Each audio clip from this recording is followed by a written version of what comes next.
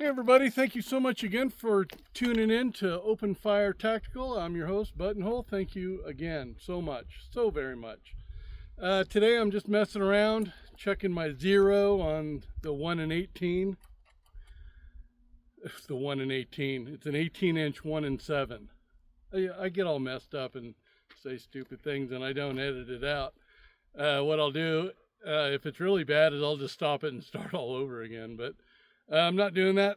So anyway, last Monday I shot my AR-9 at almost 500 yards, 486 yards, and it was falling way short. I saw one splash and it was considerably short, and I want to say 100 foot plus. It's at the very bottom of the frame. You can see a little dust, and I was aiming over that target. But what I failed to mention is where we shoot, and it's right over that hill right there.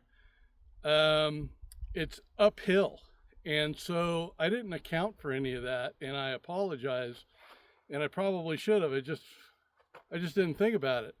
And out here, up on that ridge line, that is upwards of, well, there's some targets up there, and that's in the 280s. 287. It's just shy of 300 yards. And so today I'm just checking my zero on this. I know what my dope should be for 500 yards with this rifle. And I had a shot like right here. So I did hit it, and I didn't really make any adjustments on the turret. I just kind of held high and let one or two fly, and I got lucky. So I just want to check my zero on this and then make any adjustments that are necessary. So once again, appreciate you guys coming out. Let's get busy shooting. Stand by. I think I failed to mention that the bullets that I'm using in this 18-inch 1 in 7 are 77 grain projectiles. It's 23 grains of Winchester 748, backed up with a CCI small rifle primer. And all my cases are measured, cut, and trimmed to 1.760, or right around there.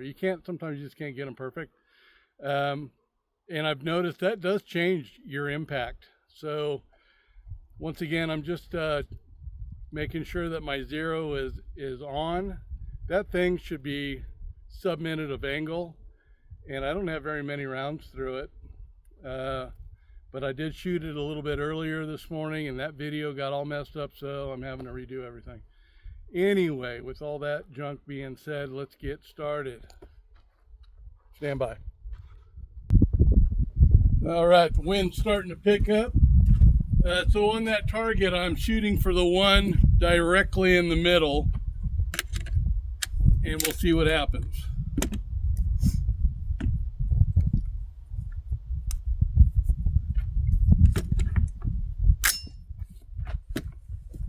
Here we go.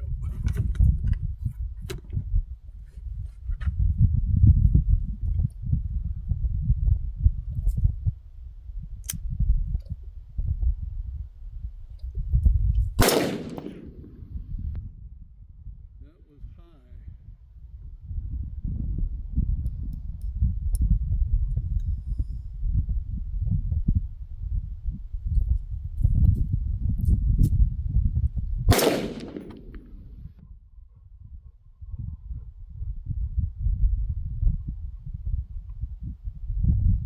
That one was low.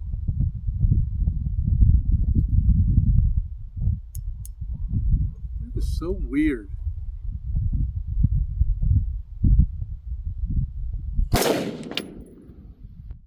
Where did that one hit?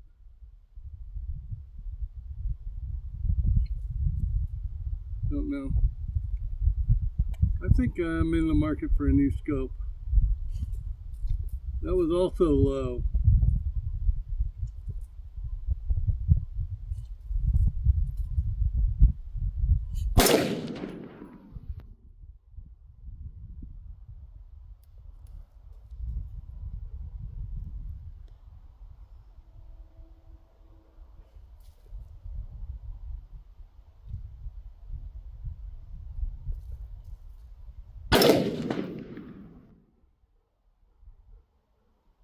That one's right where I wanted it.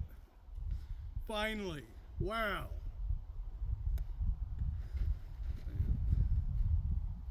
So this was supposed to be a 3-shot group, and it's turning into I'm chasing my rounds. And this definitely happens. I'm trying not to get my barrel too hot. And I'm making 1/8 of an inch adjustments.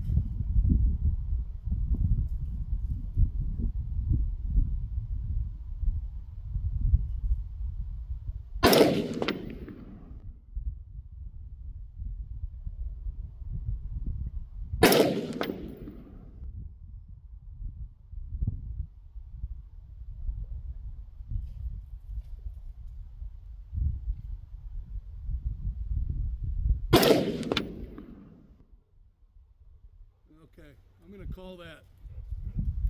Let's head on down there. Let me clear my weapon. Weapon's clear. Hammer down, range is safe. I'm going to open up my action too, and believe it or not, that actually helps cool your barrel down. Not sure how many rounds I fired. It looks like I fired 5 or 6. 1, 2, 3, 4, 5. Yeah, I fired 6 rounds. All right, let's head on down there and check it out. Stand by. So it looks like I fired 8 shots. I only saw 6 casings on the ground. So these were the last 3, and then I made another adjustment. And there's 2 right there in the same hole in that.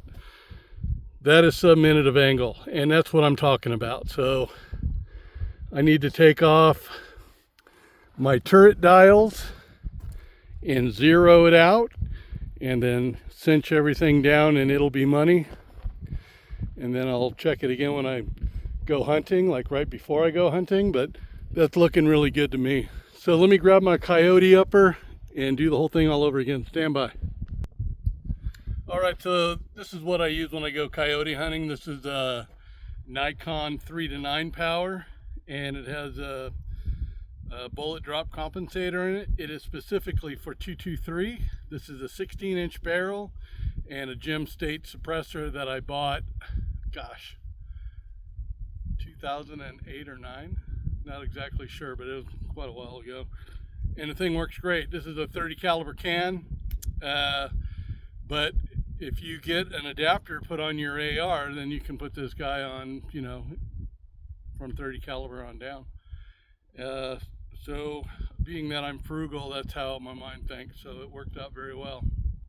And as far as decibels are concerned, it's really not, without a meter, you couldn't tell between a 5.56 and a 30 caliber. So it is quiet, and I can shoot this without hearing protection, and my ears don't ring or anything. I should probably say they don't ring any more than what they normally do. I have tinnitus so bad, my ears are constantly ringing, but this is definitely a helper on that. So stand by, let me switch out the uppers, and then I'll put another group downrange, and we'll see where we're at. Stand by. All right, the weather's picking up. Storm clouds are rolling in. I just got some raindrops on my head. Try to make this quick.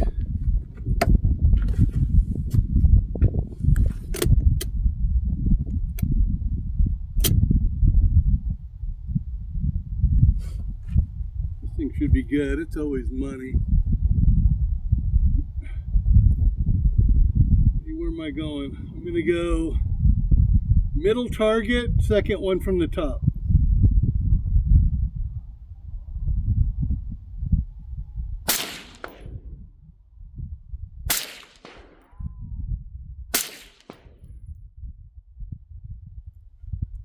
All right, 3-shot. Weapons clear.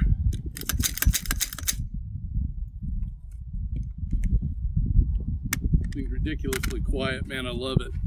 Absolutely love it. Come on, bro. You want to stay? Okay. Bro doesn't want to get out of the truck, so that's fine. Stand by. So those landed really high. Here, check that out. So I was aiming at this one. They landed right here. 1, 2, 3. That guy was there. But I know that because this is a fresh target and I just put this tape on. So I got to make adjustments with this one also. Well, that's weird. So that's the difference between a hit and a miss. And when I say when I'm going to go hunting, I hunt coyotes and jackrabbits because I refuse to participate in the lottery of Nevada. So maybe I'm just hurting myself, maybe not, but that's how I feel. Anyway, you guys, thank you again so much for tuning in. I appreciate you all. Please comment and tell me what you want to see, and I'll try to accommodate as best I can. All right, you guys, have a blessed day. Take care. Open fire out.